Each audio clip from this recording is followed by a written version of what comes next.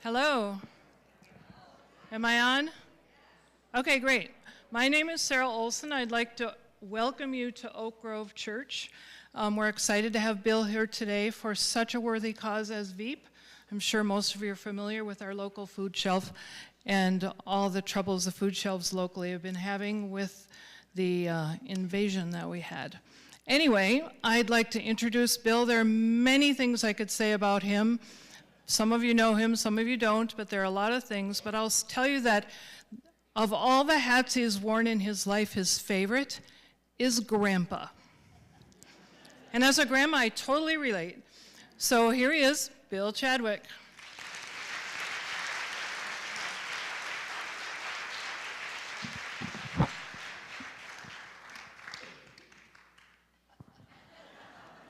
Yep, it's another good hat day. Hi, everybody. It's so good. Are we getting a little buzz here? Or am I the only? This is just my hearing aids, maybe. Yeah, so grateful to have you here. What a great opportunity to have some fun and do good at the same time. That's what life's all about. So thank you for being here. Thanks to Oak Grove for hosting. And it's just a joy to be. Who could use a laugh these days? Okay, there we go. Well, thanks to Sarah for that introduction. Sarah and I go back over 40 years. Her husband Jeff and I buddies in high school, and we have a photo from those days. Well, actually, this is when we're in our mid-20s. And you could see we could use a food shelf.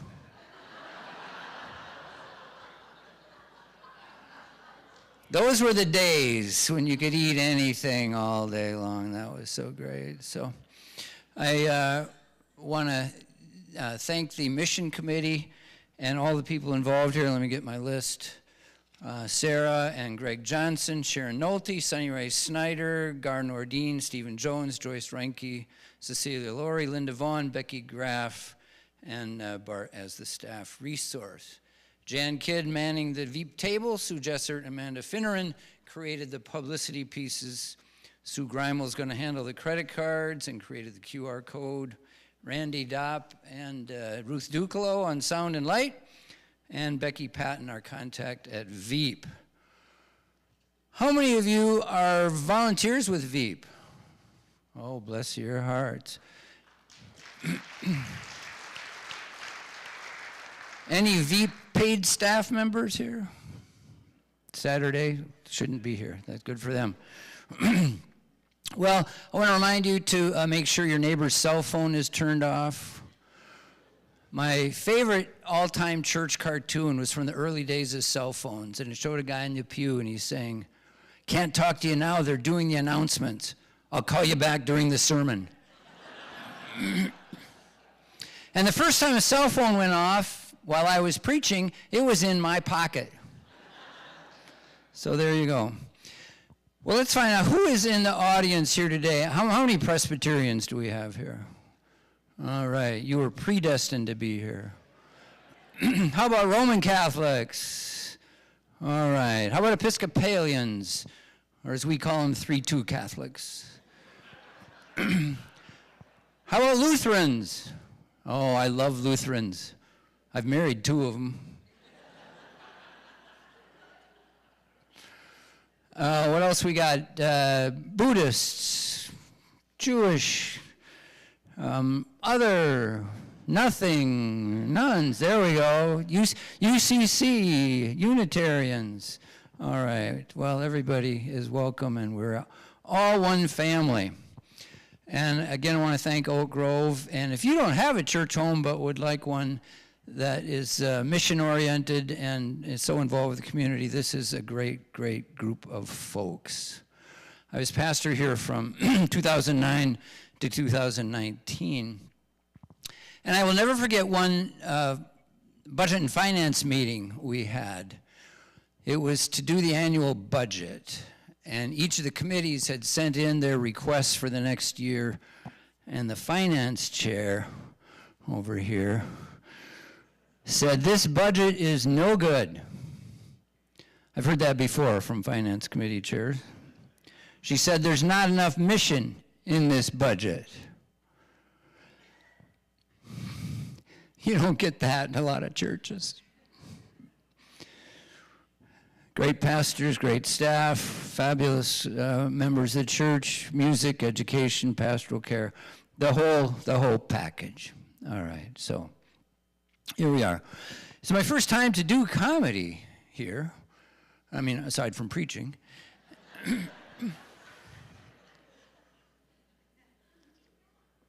So let me tell you about a few of the members here at Oak Grove. Steve St. Martin, how many of you know that name?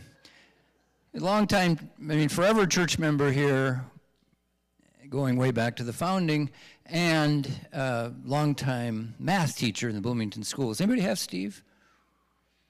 Well, late in life, he attempted to be a curmudgeon. He wasn't very successful at it, but he gave it his best shot. And I hadn't been here very long, and after worship, he greeted me out there at the door. He goes, Bill, I had a lot of trouble hearing today. I said, I'm really sorry about that. I said, have you tried the hearing assist devices that we have? Oh, no, I haven't. Okay, so, all right. Well, you try that, and we'll see how it goes. So about 6 months later, greets me the door, and I really couldn't hear today, Bill. I said, well, have you tried the hearing assist devices? No, I'd rather complain. There you go. I saw Al and Carol Frechette over here someplace. There we are. They're heroes of mine. They've been in the forefront of the environmental movement. And Al told this story on himself years ago. Now, I've stopped poisoning my lawn about 20 years ago, and you can tell. And Al and Carol stopped even before that. And Al told me one day, he said, yeah, our lawn is so bad that we've had 2 different lawn companies come and knock on our door and offer to treat our lawn for free if we can use advertising for before and after. That is faithful environmentalism. Sarah Jane Myers, she happened to be here? She's probably golfing. Remember one Sunday after church, I sat down with a group of folks having coffee in the hall across the way, and they were talking about golfing. I've only golfed a few times. And they were talking about Sarah Jane, who had recorded a hole-in-one that week. It was her 4th hole-in-one. And I thought a minute, I said, Sarah Jane, I'm quite sure I haven't had 4 pars. And I have not. Out to lunch recently with a few of the Oak Grove alumni, and Terry Hall, where's Terry now over here? And you're all getting nervous, aren't you, now that I'm going to... You're going to be next. And we're looking at the menus, and Terry goes, gluten-free flatbread? That's my spirit animal. That's what I call enthusiasm. There we go. Norm Craven. This is for the Bloomington paper. Pay no attention to the man behind the curtain. Norm Craven, longtime church member, and late in life, and maybe he said this forever, but late in life he had some dementia issues. He's still in his 90s. He was such a handsome man. And people were constantly saying, Norm, you look terrific, right? And he would always go, oh, you're just saying that because it's true. I'll bet I heard him say that 10 times. I laughed out loud every time he said it. Just saying that because it's true. Now, our family goes back to the founding. 5 or 6 of the charter members were Chadwicks, including my great-grandfather and namesake William Chadwick, and I was always so proud of that. Though a few years back, I discovered that my grandfather, great-grandfather, William Chadwick, was the first and probably only person ever kicked out of the church. Oh, boy. It's because he didn't go when they used to take attendance. All right, there we go. And of course, my brother Cal was a lifelong member here. How many of you worked for Cal or my dad? Okay, a number of people here. So Cal, I became pastor here, which was a mixed bag for Cal. He was always sitting in the back pew, and he'd usually be asleep before my sermon even started. I was always so tempted to call him and say, what do you think about that, Cal? But I didn't. Now, one year, it was a graduation Sunday, and suggested 3 things to the graduates, and I don't remember the first 2, and nor does anybody else, but the third one was go to jail. That following Jesus is countercultural. And if you are faithful, you will find yourself on the wrong side of the law, and that's a badge of honor. Go to jail. So I'm standing out in the hallway after the worship service, and I overhear Cal, he doesn't know I can hear him, as he's coming out of the sanctuary, and he goes, "Now he wants us to go to jail." It was hard for Cal. All right. So I'm going to tell a few stories. I've got 3 or 4 different themes here, and I'm going to start with some church stories. So I said I grew up here, and when I was in seminary one summer, I was back home, and the church hired me to do a week-long tent camp with junior high kids. And that was exciting, and they were gonna pay me $75 for the week. Even then, that wasn't a lot of money, but I was looking forward to it. And I got no instruction, just a first aid kit that came with an instruction book. So the day before we're about to head off into the woods, I think maybe I should take a look at, I don't know much about first aid. Maybe I should take a look at this book, and it's arranged alphabetically. So I open it up. Amputation. I'm thinking, amputation? I had 2 thoughts. First, I'm going to go sharpen my hatchet. And second, if I have to do an amputation, I'm getting another $75. Tell you that much. So in seminary, I worked in the seminary library. And it was one big, beautiful building in Northern California, and next to it was our chapel, big Gothic thing. And I'm working one evening, and one of my classmates comes up to me and says, "Hey, Bill, does your key to the library also open the door to the chapel?" I said, "Well, I don't know. Let's see." And it did. And he said, "Oh, that was great, because there's a young filmmaker in the area here who's making a science fiction movie, and he'd like to do sound effects, record them in the chapel. It'd be okay." I said, "Yeah, what's that gonna hurt?" "Sure." So they get in there, set up there, and I'm working away. After about half an hour, I think, well, I'm gonna go and just watch them. I've never seen a movie being made. And I go in there, and these 2 young guys, and it's like, "Fire the retro blasters." I'm like, oh man, you talk about your cheesy stuff. So I said to my classmate, Jim, I said, "Jim, what's the name of this movie going to be, just in case it makes it to the theaters?" Which I highly doubt. I didn't say that out loud.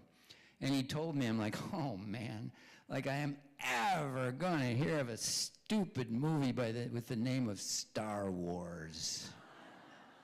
It's a true story.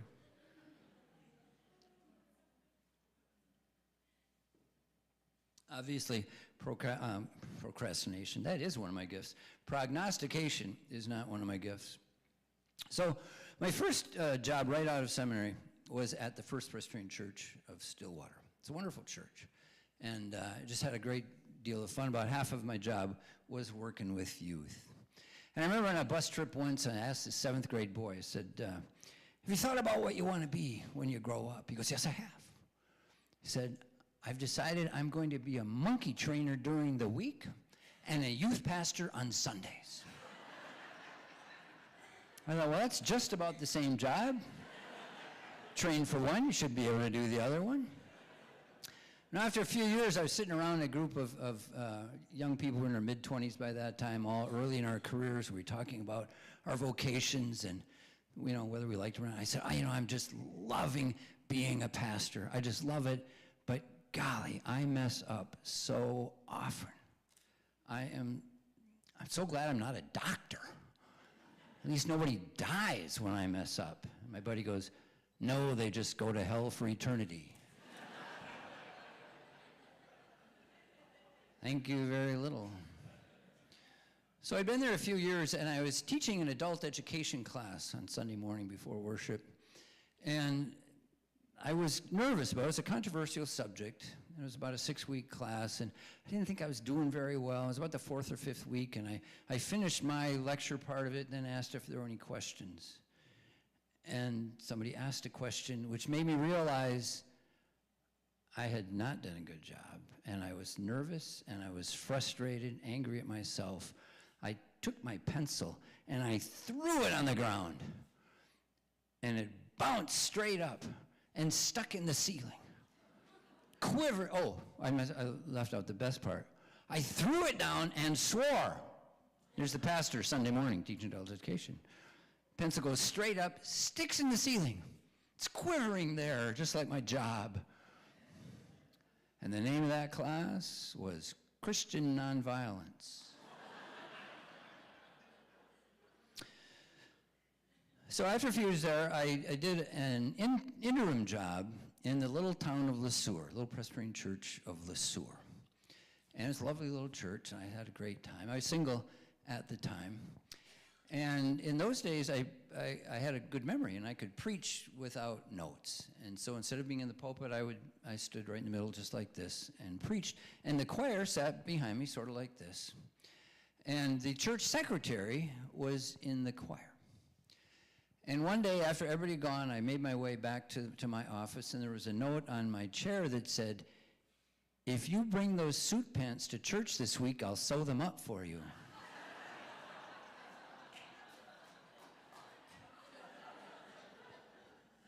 "6 inches of ventilation that I was unaware of. Really glad I didn't go commando that day. Not that I ever have, but really glad that I didn't. So after that interim pastorate, I went to People's Congregational Church in Bayport. And just shortly after I arrived, my mom went through a Cursillo weekend. Any of you know what Cursillo? You know, you go away for a long weekend and with your energy in the faith and things like that. And my mom was going through, and she told me this story. Now, there were women there from all over the Twin Cities, and they were taking a break on a Saturday afternoon. And one of the young women from the Le Sueur church, where I just left, spotted my mom's name tag. And she said, "Roberta Chadwick, are you Bill's mom?" Now, my mom would prefer to have a little more context before answering that question, but she said, "Yes, Bill is my son." And now it sounds like I'm bragging, but wait till I'm done. This young woman brightened up, and she goes, "Oh, Roberta, as you know, Bill was just our interim pastor, and he brought so much life and creativity. He just transformed our little church. Why, he was only there 9 months, and we had 5 new babies in the nursery."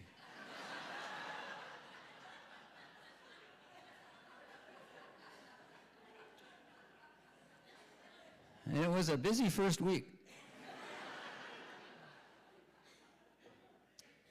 Now, lest I get a big head from that, fairly early in my career, I applied to be pastor at a reasonably large church. And I didn't think I'd get it, but, you know, what's to lose? And indeed, I got down to the final 5. So I got an interview one Saturday afternoon, spent a couple hours with the search committee, and got a nice tour of the church and stuff. And it was over. I thought, I think that went pretty well. Maybe I'll get to be senior pastor of this church. The next afternoon, I get a phone call from the chair of the pastor nominating committee. And he says, "Bill, thanks for yesterday. Really appreciate it. It was fun to get to know you and learn about you. But I just thought it'd be only fair if I tell you that, you know, we've decided we're going to go in another direction." I was disappointed, but, you know, not terribly surprised. But then he continued, "We don't know what that direction's going to be, but we know it's not you."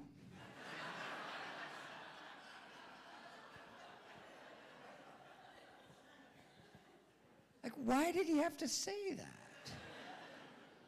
So about 20 years later, when I was a chaplain with Presbyterian Homes, their senior pastor at that church got sick and was on medical leave, and they asked me to preach, which I did 4 or 5 times there. And then he finally resigned because of his health. And lots of people from that church contacted me and said, "Will you apply to be our senior pastor? I think I'm going in a different direction." So, all right. At People's Church in Bayport, I arrived just at the same time as the new priest arrived at the Catholic Church next door. And it provided a great example of the difference in church government. So in the congregational church, this was a congregational church, on any kind of big decision or a medium big decision, the whole congregation votes. Very democratic. It's not real fast, but it's very democratic. And of course, in the Catholic Church, whatever the priest says, that goes. Now, both of these churches needed new carpet in the sanctuary and ceiling fans. The Congregationalists had already been talking about it for 3 years. And I knew it would be 3 years more before we got them done. The new priest comes in, Father Remus, and he says, oh yeah, we need new carpeting, we need new fans, and in 6 weeks, they had carpeting and fans. He got to pick out the color of the carpet. And I'm watching this going, wow, wow! To have power like that would almost be worth it to be celibate.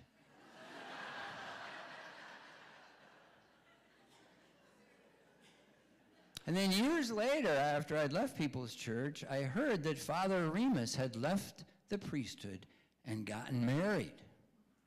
And I immediately thought, oh my goodness, to go from a priest to a husband, that's a come down in power. That's what that is. He is going to learn a thing or three. Yes, sirree. Well, then I went to St. Luke Presbyterian Church out in Minnetonka. Wonderful, wonderful church in so many ways. And our children were young at that time. And our son, Andy, we brought the kids into the worship, and it's a very informal space. The sanctuary actually looks sort of like a elementary school gymnasium. And they have chairs that they just put in a circle or in any way they want. And our son, Andy, got tired of sitting with his mother and 2 sisters out there. And so he asked if he could sit up by me. And I didn't have a special chair behind. I just sat at the end of one of the rows in the horseshoe. And he sat next to me. So he's right up in front where everybody can see him. And during my sermon, every week, this is what Andy looked like. Say he's 9 or 10 years old.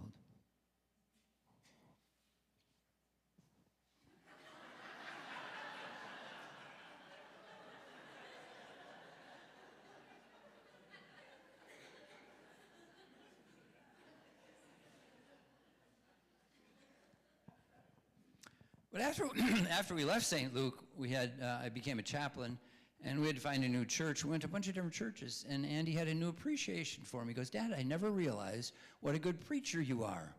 You're funny, and the sermons are short. There's only 2 criteria. Works for a lot of adults that way as well, I'm sure. So, and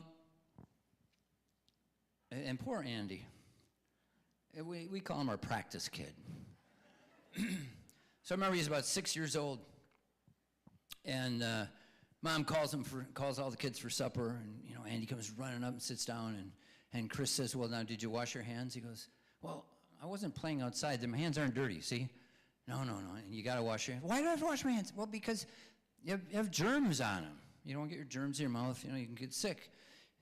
Just trust me. There are germs there. You need to go wash. We've been through this 100 times before. And he goes, germs. Germs and Jesus. That's all I ever hear around this place. I've never seen either one of them.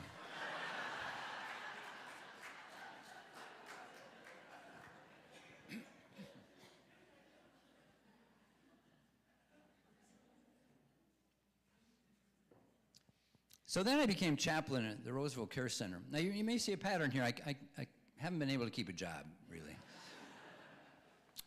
And I applied through the Maine Presbyterian Homes office and a couple of big wigs, and they approved me and wanted to hire me. They said, but first you have to go meet with the management team from that particular care center, which was Roseville Care Center over on County D. And so I met with about 12 managers in that team, and we talked together for about an hour. And I learned later that they recommended that I not be hired. They said, this guy has no sense of humor. True story. So we did worship. They hired me anyhow, and they discovered after I'd been there a while, maybe I was okay. Anyhow, it was a lot of fun. And we do worship each week, and it was relatively short worship, and the people are in pretty bad shape if you're in a long-term care facility. And it'd be mostly people in wheelchairs.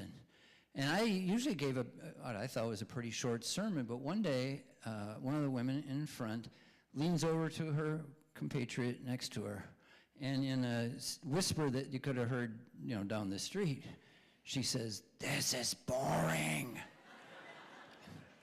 My butt's asleep." The other woman goes, "I know. I heard it snore 3 times.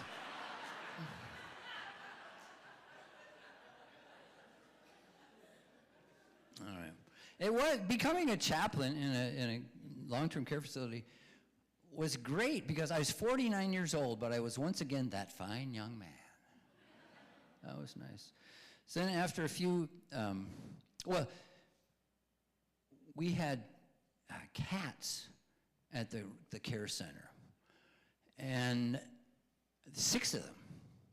And what I learned very quickly is that when someone was in the actively dying process, the cats came around and would accompany the person on their final journey. And it was a really beautiful and holy thing. One day I'm in my office and I'm working away at the computer and I see something in the corner of my eye, and it's one of the cats. And I kind of look up, and then I see 3 cats over there. I leap to my feet. Hey, feeling good. Shoo, shoo. And then I called my insurance agent and doubled my life insurance policy. Looked in the mirror. You're looking a little peaked, Bill. So anyhow, the cats are interesting. We have, how many cat lovers do we have here? Okay. I won't ask how many cat haters. How many dog people do we have? There we go. All right. Okay. So cats. These cats were just amazing. But here's a story which I didn't make up. I wish I had. A parakeet and a golden retriever and a cat all die. And they appear before the throne of God. God says, well, I need to know what you believe and what your life was like. The parakeet says, well, I believe that my role was to look beautiful for my human companions and to sing beautifully and give them pleasure. It's a good answer. Come on in. How about you, dog? And the golden retriever says, well, I was a really good companion. I gave my human companions great joy, protected them, and just made, they made life good for them. That's a good answer. Come on in. All right. Mr. Cat, tell me what you believe.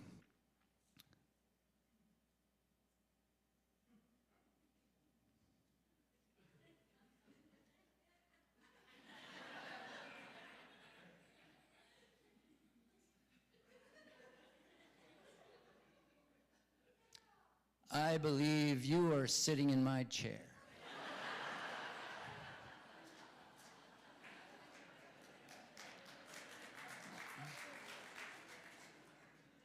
Don't clap for me, I stole that joke. So, eventually wound up back here at my home church. I'd been gone 33 years. Evidently, they'd forgotten what I was like. And came back as pastor and was here for 10 years. I was dubious, but it really was absolutely wonderful, at least for me. And I can tell you a few things about. See this beautiful banner over here. Blessed are they who mourn, for they shall be comforted. We had used that banner dozens of times. We had a memorial service here today. We had used that banner dozens of times before someone pointed out to me.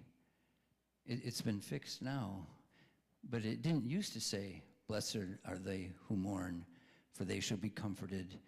It read, blessed are they who mourn, for they shall be comforted. Seriously, I don't know how many times we used it before somebody noticed that it was off by just a little bit. At one of the churches I served, I won't tell you which one, there was a guy who was on the session, the church council. And he was an older guy. And from time to time, he would just lean sideways. Right in the middle of the meeting. I made sure I just sat on the other side of the table. But we have, with the wildfires and the air quality the last few years, we bought some air purifiers and a monitor, air quality monitor. And I was thinking about, would this register human flatulence? I have a lot of time on my hands, evidently. And so one day, having had a bean burrito, I gave it a little test and set off the alarm. Got my answer. Let's see. One of my favorite parts about the job here was they put in an electronic sign while I was here. And they let me pick the messages on the sign. And some of these I stole from other churches or from the internet. Some of them I made up, but we'll see if you like them. Life stinks. We have a pew for you. We are a bunch of sinners and hypocrites. We always have room for one more. Here's one that I thought of myself. It took me a while before I got the courage to put it up. And it said, "We even welcome Packers fans." And we got 2 families who joined because of that, which was enough. Yeah. And here's one. Jesus had 2 dads, and he turned out all right. Got a couple of phone calls from the neighbors on that one. Yes, I did. Perhaps my favorite is this. "We will treat you like family. Come anyway." Okay. We would do a quarterly healing service here. And I'd cut my sermon short, they like that. And then we would invite elders and deacons and pastors to station themselves around the sanctuary in the hall, and people could come up for individual prayer. So one Sunday morning, I cut the sermon short, I came down front, and I said, "Okay, now it's time for the healing service." There's an old guy named Gerald right in the front pew. He goes, "What?" I said, "A healing service." "Oh." And I thought, well, Gerald, is there anything you especially want us to pray for? "Well, I suppose you could pray for my hearing." I thought, okay. So I placed my hands on his head and prayed for his hearing. And then I said, "Okay, Gerald, how is your hearing now?" He said, "Well, I don't know. It's not till Thursday."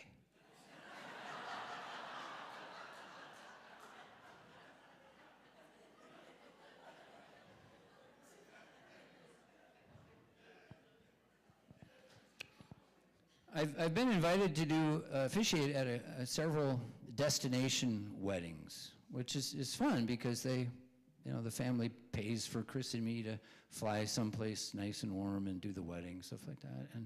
And one of our friends was going to have their son was going to get married in Aruba. Said, "Would you be willing to do the wedding?" "Oh, let me think." "Okay. It's going to be in the middle of January." And then, about October, they said, "We've changed the date. It's now going to be December 15th. I was like, oh, man. It's right in the middle of Advent. I don't think I can be away for a week in Advent. And so we're having our staff meeting. It was Mary Kuhn and Beth Hart Anderson, associate pastors. And I explained the situation. I said, I don't think I can be away for a week in December. What do you guys think?" And Beth Hart Anderson goes, "Seriously? If you turn down this opportunity, the session should fire you for being stupid." I didn't want to get fired, so I went to Aruba. And things went just fine. Now, ministers have a lot of different ways of writing their sermons, and some people don't write them finally till Sunday morning, which I could never do. I always tried to aim for Thursday noon, and that miracle almost never happened. It was usually Friday noon, sometimes Saturday noon. One particular week, it was Saturday night, and I'm finishing up my sermon in my home office, and finally at 9 o'clock, I come staggering out. And my wife, Chris, is in the living room reading, and I said, "Well, I finally got my sermon done." I think it's pretty good. It's a little bit long, though. And without looking up from a book, she said, it's one or the other. Back to the study.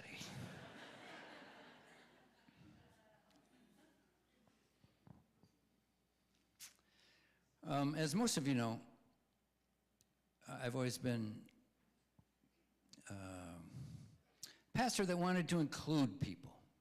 I'm not one of the pastors that's anti-women and anti-gay and anti-Muslim and all the antis, but to bring people in. And sometimes I'll run into Christians, using the term loosely, who see things the other way.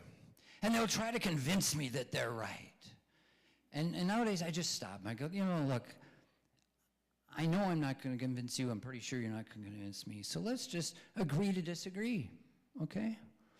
You do things your way, and I'll do things God's way. And then I tell them, but I will pray for you. Oh,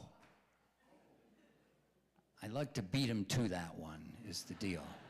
That just fries their potatoes. I'll pray for you. Yeah, okay. I have two favorite stories, church stories. I do comedy in churches and I do comedy in comedy clubs. And it's largely the same. One difference is heckling. I virtually never get heckled in a comedy club.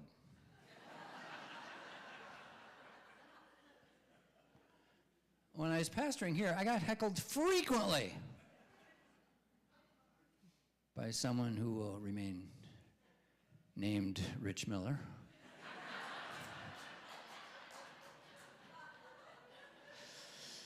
Regularly during announcements, he would interject something which he thought was funny. It usually was. Occasionally during a sermon. But Rich and I were good buddies. And so one particular Sunday morning during the announcement, I say, well, we're going to celebrate with Mary Anderson this week, celebrating her retirement after 35 years as an elementary school principal. And from the back row over here, Rich goes, when are you going to retire? And I looked him right in the eye and I said, right after I do your funeral. True story, some of you were there. And then after the service, he came up and he said, you do know I love you, don't you? He gave me a big hug. So we were good. Here's my favorite funeral story, which some of you have heard before. They were planning the memorial service for a person who was a big Elvis Presley fan. Have any Elvis Presley fans here? And the family asked if, as the people entered the worship area, if it'd be all right if they played a recording of Love Me Tender. Yeah, that's fine. So a few days later, it's time for the service. The family's coming in, and the funeral director hit the wrong cut. And instead of Love Me Tender, played Return to Sender.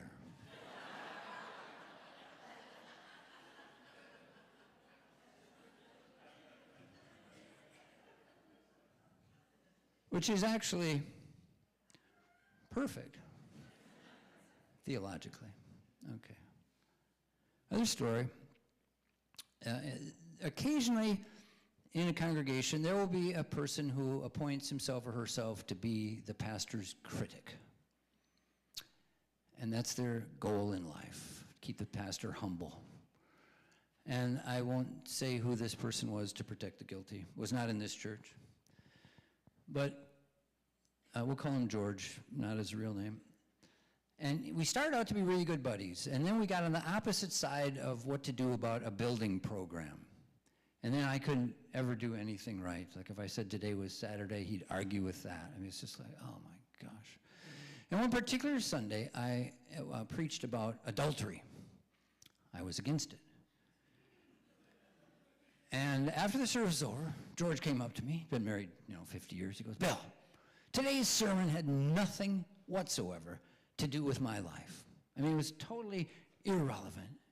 And I said, George, I know that, certainly.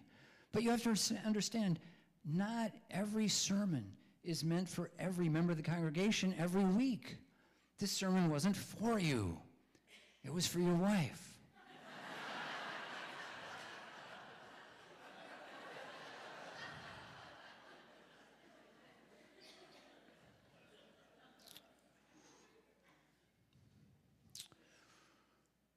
Well, I've come across the weird experience recently of being the same age as old people. That is so weird. So weird. Speaking of weird, this is a lost subject a little bit. Weird. A few months ago, James Taylor was in town. Anybody go see that concert? And my friend Cater Howard, who's the senior pastor at the Stillwater Church, texted me that afternoon. He said, "Hey, tonight, Cameron and I are taking the kids, and we're all going to see your doppelganger." Well, James Taylor and I look a little bit alike. We don't have the same net worth. I looked his up. And the next morning, Cater texts me and says, "You got to see the review in the St. Paul Pioneer Press." At one point in the reviewer writes, "And Taylor told a number of folksy stories in the mild manner of a retired Presbyterian pastor." And that's even better if I say it right, but I mess it up. So we won't start over again. So I liked old people even before I became one. My dad was 51 when I was born, and he was the youngest of 6 surviving children. So as soon as I could know anything, my aunts and uncles were in their 60s and 70s and 80s. And his father was 48 when he was born. So my grandpa was 99 when I was born. And we had a picture of him that was in the Minneapolis paper on his 100th birthday, holding me as a 4-month-old. And I have a little brother, 4 years younger than I am. So my grandparents, we have a photo here of their wedding, 1874. 1874. Now my grandpa lived to be, he's 100 years old and still doing strong. Well, at his 100th birthday, the reporter from the Minneapolis paper asked him, "Well, what's the best thing about being 100? He said, "Well, one thing is there's not much peer pressure."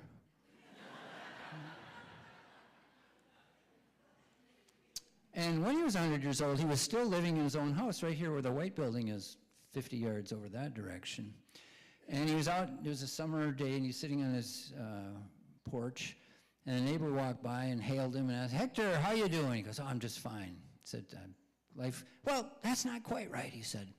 "My left knee is just killing me, and I cannot figure out what the problem is." 100 years old. Neighbor gently suggests, "Well, you don't suppose it's old age, do you?" Grandpa said, "No, can't be. So the right knee's the same age as I don't go to bed." There you go. So one day when he was 100 years old, he was walking from his home across the street to my dad's coal yard, where Gene Morris used to work. Give Gene, yeah. Gene's almost 98 years old, worked for my dad. And the Bachman's truck had just delivered the flowers here, and the guy was in a hurry, and he backed up and he backed over my grandpa. Ran over him, broke both his legs, 100 years old. He was in the hospital for the next year and a half before he died. I mean, if you put me in the hospital today, I'd be dead in a month. So he's a week short of 102. And I don't remember him, but he knew me. He knew me, and he could remember Abraham Lincoln. First time I told that to my kids, they looked up at me and went, "Dad, you're older than God." But we had a lot of people that lived along. My dad's brother, Ernie, was a lifelong smoker. He lived to be 98. His wife, his third wife, he'd outlived the first two. His third wife lived to be 107. She had come from Norway to Minnesota when she was 14 by herself. When I was 14, I couldn't take the bus to Minneapolis. And it lived to be 107. She lived in 3 centuries. 1895 to 2002 or something like that. Yeah, that's something. Now, I said my grandfather run over by a truck, and a great-grandfather, when he was 86 years old, was out for a walk on Sunday morning, and he decided to come home through a shortcut through the field where the bull was pastured, and met his demise there. Another great-grandfather that was murdered. There's all horrible things, but it did make me think that I would like to have an interesting death. You know, not this week, but at some point, instead of a boring heart attack or cancer, an interesting death.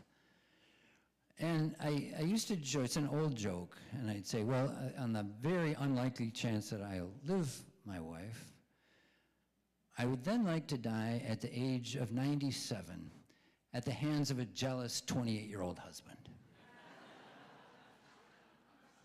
And the second time I told that story, Chris turned to me and said, you tell that joke one more time, you're not going to get anywhere near 97. So I don't tell it anymore. But she's not here.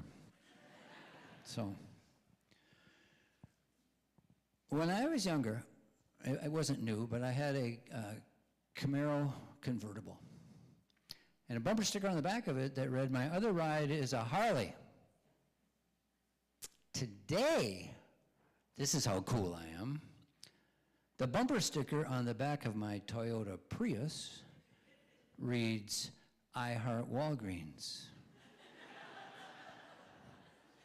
So instead of driving a Harley, what I'm doing for fun is I am feeding the birds and mall walking. Now, feeding the birds, how many of you feed the birds? Okay. Now, I'd had a bird feeder, one bird feeder all my life, but now I have 5 feeding stations, which is the minimum required by AARP. And I love to feed the birds. There's just one challenge, and what is that? The squirrels. Smartest creatures on the planet. Dolphins got nothing on squirrels. So finally I gave up. I said, okay, if you can't beat them, join them. So now I buy corn for the squirrels, and I spread it out on the road.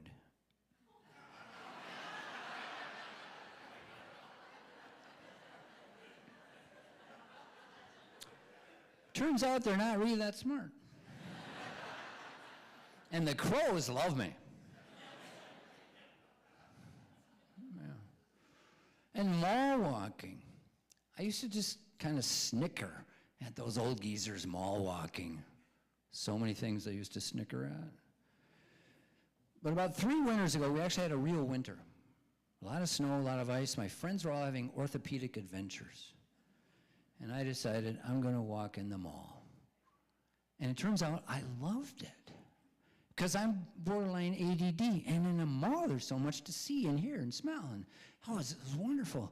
And I move along pretty quickly. My son had recently given me a Fitbit, so I could look down and see my heart rate. Now, my normal resting heart rate is about 50, which means one of 2 things. Either I am really healthy or barely alive.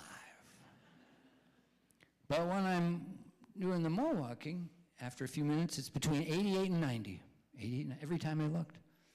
And one day I happened to glance down, and it's 123. I skidded to a stop. 123. Am I having an incident? That's what happens at our We Have Incidents. And I felt perfectly fine. I thought, what in the world? What, I can't. And then the light dawned. I had just gone by Victoria's Secret. Maybe old, but I'm not dead. Recently, Victoria's Secret had a big sign out front that said, Victoria's Secret semi-annual sale. This only comes around every 6 months. I thought we had covered that with the semi-annual, but just to make it, okay. So, I've got about 3 more hours worth of stuff, but I'm not going to give it all to you, so aren't you glad of that? Recently, well, this one. I have arthritis in my thumbs, which I've read recently is common with old men. And so texting is difficult for me, so I use voice to text. But of course, if any of you ever use voice to text or to write notes, and you got to be careful that it is texting what you are saying. Because the word parishioners, every single time, without exception, becomes prisoners, which I think would help attendance. I texted my daughter once, and I said, she texted me, she said, "How was your day?" And I said, "Wonderful." And my phone said, "Not your fault." I was working in my garden late in the year last year, and I wanted to remember what kind of zinnias these were. So I was looking at the little tag there so I could order them again this year. And I took a note on my phone, aren't I cool? And I said into my phone, "Big blossomed zinnias." And my phone wrote, "Big bosomed zookeepers." Yet another reason to go to the zoo. One of my friends from high school updated her Facebook photo. And I was going to comment on it to say, "Terrific." And my phone wrote, "Terrifying." Which actually was a little more true, but we'll let that go. Now, we have a lot of recovering alcoholics in my family. And so I've am saying into my phone, AA. And every single time my phone auto-miscorrects it to AAA. And I get a half a dozen ads for tow trucks the next day. And 3 times I have caught myself after I had used the word heck. And I looked down and it has printed out the F word. Yeah. That's scary. How many times did I not correct it? Anyhow.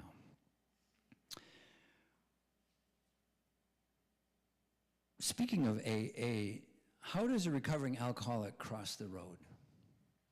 In 12 steps. Bum. That one kills at AA meetings, I'm going to tell you. Well, speaking of dementia, I haven't seen any studies of this, but just anecdotally, I think that dementia seems to hit the very smartest people. You know, like Harley Racer, who had the second coolest name I've ever heard of, Harley Racer's doctor here.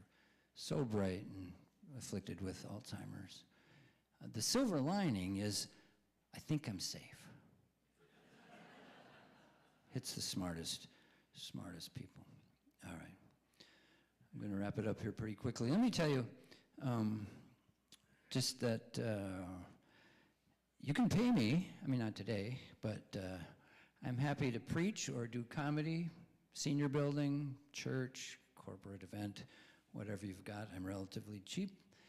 You get what you pay for. I have a website. It's BillChadwick.com. I knew it would come to me. And a YouTube channel at Bill Chadwick Comedian. So I invite you to join and see those places as well. Now, again, I want to thank you for being here, and we are raising money for VEAP, okay? And we're going to talk a little bit about that. But let's see, there's a really wonderful short video here about VEAP.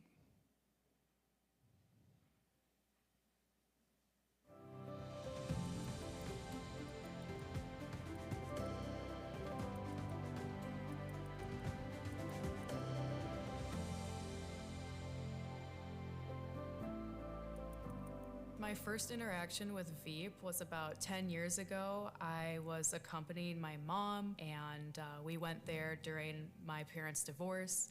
It was kind of a difficult time, so it was nice to see all the welcoming people there, and it just felt like we were still going to the grocery store. So I guess I'm thankful for that. When I was just recalling how normal it felt, I think that that's really important. Because I didn't feel shame to have to come back here later in life. I had my son at 20, and I I never thought that I would be in the difficult situation that I found myself in.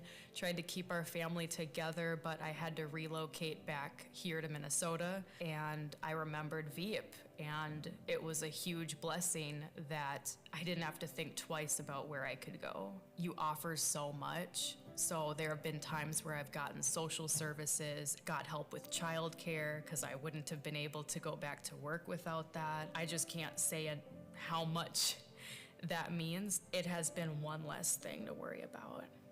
It's like I've just received so many blessings, like VEAP, at the time where I was just in like total survival mode, just getting over postpartum depression and anxiety, but not knowing it. It was like I was just in pause for years and didn't realize that. It's like I had just come back to being my true self. So now it's like I'm able to help. Before, I just couldn't do anything for anyone else because I needed help. So the future from here looks a lot better. It looks like going back to school. I've gotten into the door in the medical field, and so really anything is possible just with some hard work. To anyone who donates their time, money, their help, I just want to say thank you so much. Because sometimes you're in survival mode, you know, as the people receiving, and you may not get a thanks. And you are so important. So definitely know that we're grateful, even if we don't have a time to stop and figure out how we can thank you.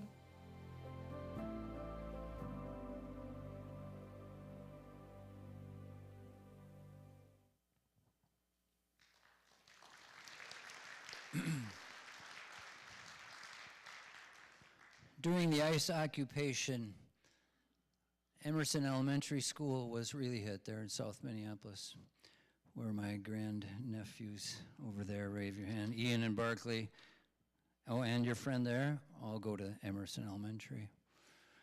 And they had 180 families who did not dare to leave their home. And that school, the staff, the teachers, the principal, other staff, parents and friends quickly organized a weekly food drive. And my wife Chris and I drove separate cars. Our daughter Allie was involved for week after week, and we got to know some of these families a little bit, and lovely families in such an unfortunate, scary situation. And the food for that organization came from VEAP. And about 6 weeks ago on my Facebook feed, I saw a photo of empty shelves at VEAP. And I've known about VEAP for 50 years. I've never seen empty shelves. I said, what can I do? I can tell stories. I have friends with money. So here we are. So thank you so much.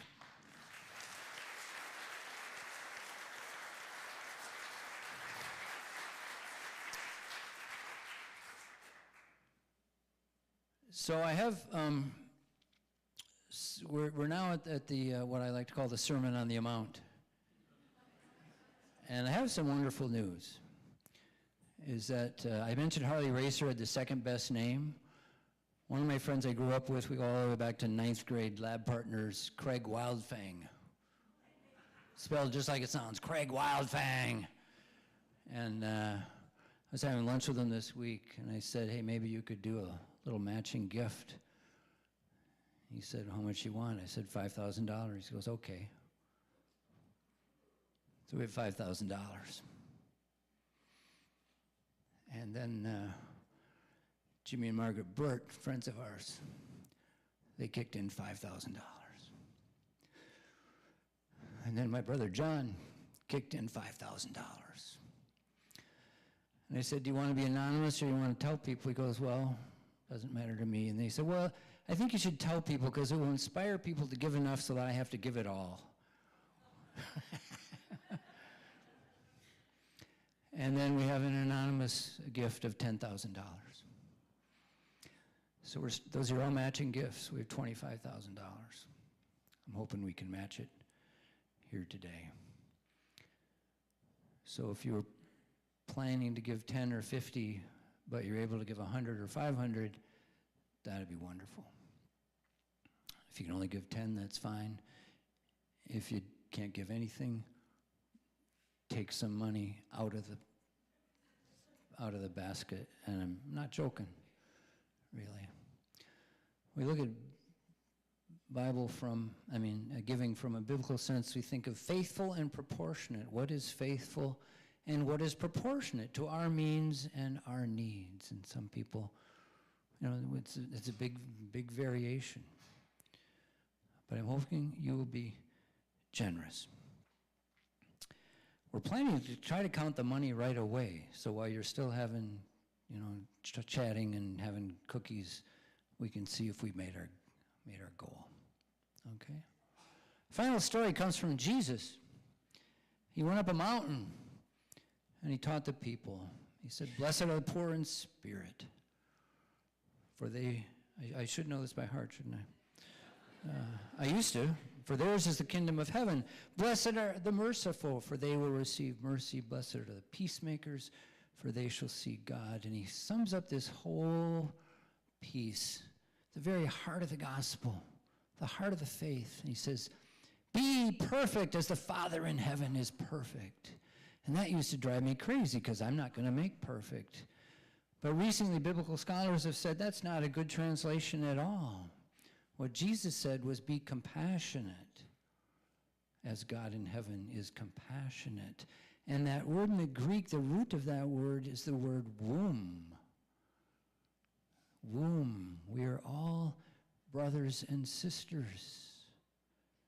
Womb mates, if you will. So, don't give until it hurts. Give until it feels good. Okay? We're going to have baskets at the door, credit card, QR code, whatever you can do. Let's pray together. Gracious God, you have given us so much, and we are so grateful. Thank you for giving us generous hearts. Thank you for all these people here today, for all who worked so hard. And we pray blessing upon those who are in need and who are coming to VEAP. And we're grateful that we can be on the giving end at the moment, and help us to be gracious receivers when that time comes. We pray all this in the name of Jesus. And the people said, Amen. Go in peace. Thank you.